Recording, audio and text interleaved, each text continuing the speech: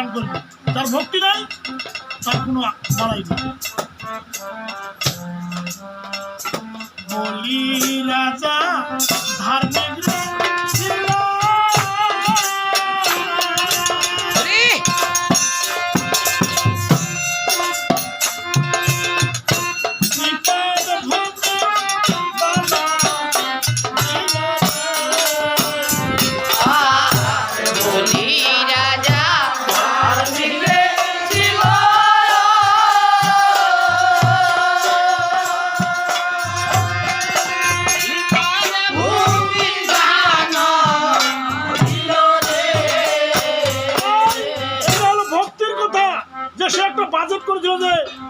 আমি সমস্ত ধন সম্পদ আমি বুঝতে পারলাম যে আমি দান করে দিব।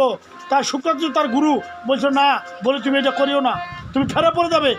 তথাপিও বলছিল যে গুরুদেব, যদি আমি সেই পরম পুরুষকে লাভ করতে পারি আপনার কথা আমি মানব না। সেই কারণে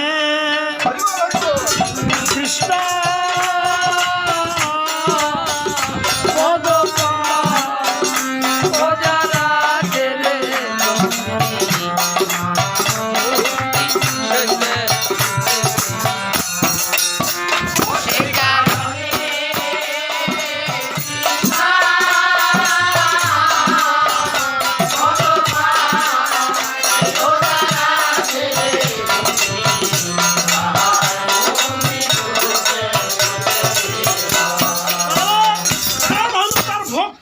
সেই কারণে কৃষ্ণ পদ পায় যার আছে ভক্তি। তো ঠিক এরকম গুরুর কাছে আমাদের কি করতে হবে, যে গুরুর কাছে যে গুরু মন্ত্র বাক্যমূলক গুরু বাক্য, পূজামূলক গুরু পূজা, ধ্যানমূলক গুরুর ধ্যান, আর গুরুর কাছে সেই কৃষ্ণ আকর্ষণের যেগুলো গায়ত্রী, সেগুলো নিয়ে আমাদেরকে কি করতে হবে, ত্রিসন্ধ্যা গায়ত্রীর মধ্যে আমাদের ভর্তি থাকতে হবে।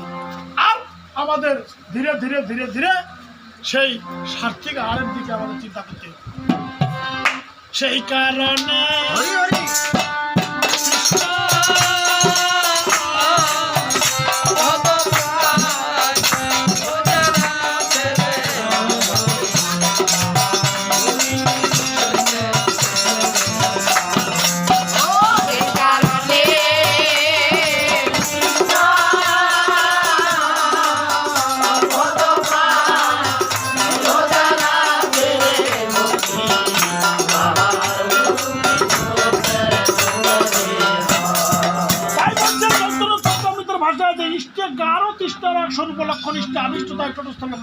রাগময় ধর্ম রাগত থেকে না তাহা সুযোগ ভাগ্যবান লোভে ব্রজবাসী জনে করে অনুগতি স্বাস্থ্যযুক্তি নেই আর রাগানি প্রকৃতি।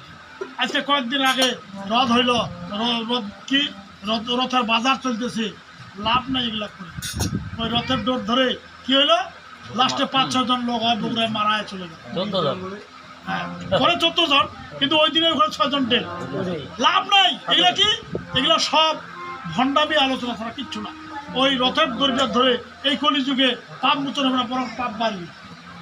ওখানে নাই আমিষ, নাই নিরামিষ, নাই সাত্বিকার, নাই আহার, সবাই ওখানে যাচ্ছে। যার কোনো কি ওখানে ধর্মের বাজার লাগিয়েছে, ওটা দিয়ে হবে না।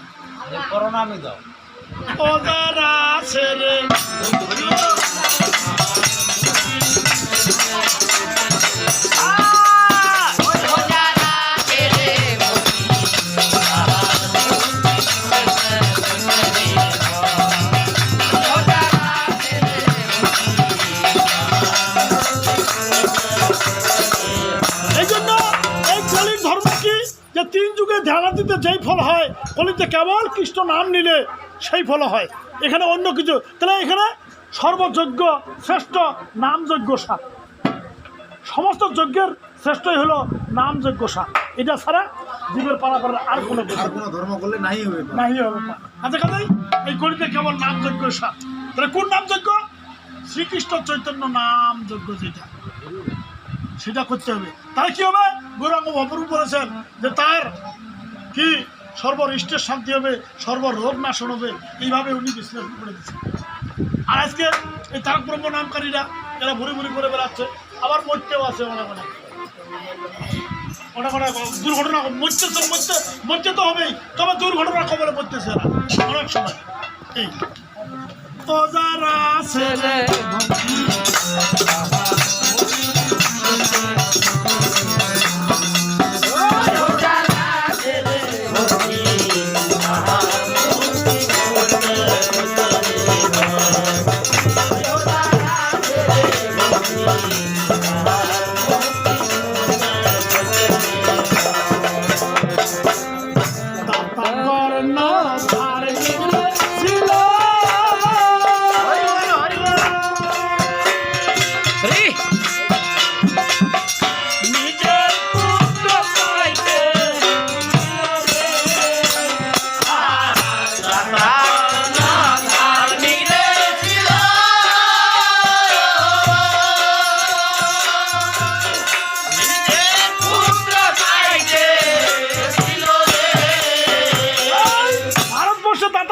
রাজা ছিল, তাই কি করলো, তার ভক্তির জোরে এক ব্রাহ্মণ আসলো, সে দাতা, সে দান করতেছে, আর ব্রাহ্মণটা চাইলে তার পুত্রটাকে কি রন্ধন করে খাইতে, কি করলো, সেটা তাই অপেক্ষা করলো না, দিয়ে দিল, সে দাতা করলো, যাক গোবিন্দ যান।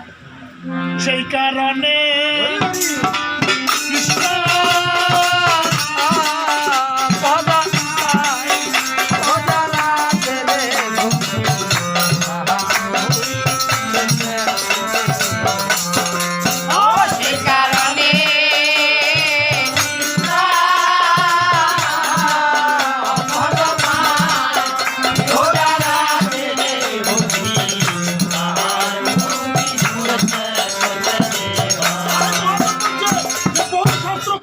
নাই প্রয়োজন, তাতে জীবের নানা বিঘ্ন হইতেছে দর্শন, জীবেরও সধর্ম রাধা কৃষ্ণ উপাসনা, আর বাকি যত সব মায়ারি বঞ্চনা, জাতির বিদ্যারূপ মহত্ব যৌবন, এই পঞ্চ অভিমান করহ বর্জন, এই পঞ্চ কণ্ঠকে ভক্তির কণ্ঠ, ভক্তের কাছে গিয়ে করো ভক্তি উপার্জন।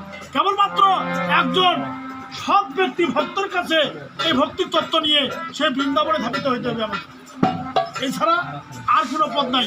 আজকে আমরা কি করি, মঠ মন্দির হাবিজি পুজি ভাগবত এগুলোকে প্রমাণ করে দিচ্ছে যে মন্দিরের দেবতা পূজা করা মানে বর্ষে ঘি ঢালা, তথাপি আমরা করতেছি। এগুলো কি এই রথযাত্রা কবে আসবে, আবার বছর ঘুরে একদিন পঞ্জিকার মতে আসবে। তাই কি বলছে যে যেটা শাস্ত্র যুক্তি সেটা হলো বিধিভক্তি, এটা বছরে বছরে ওইভাবে আসে, ওগুলো করতে হয়। তো তীর্থ ব্রত আদি হাবিজবি যত কিছু এগুলোর ফল পশু কতটুকু হবে, একটা ব্রত করলে একটা ফল হবে কেবলমাত্র, ঈশ্বর চরণ সে পাবে। সেই কারণে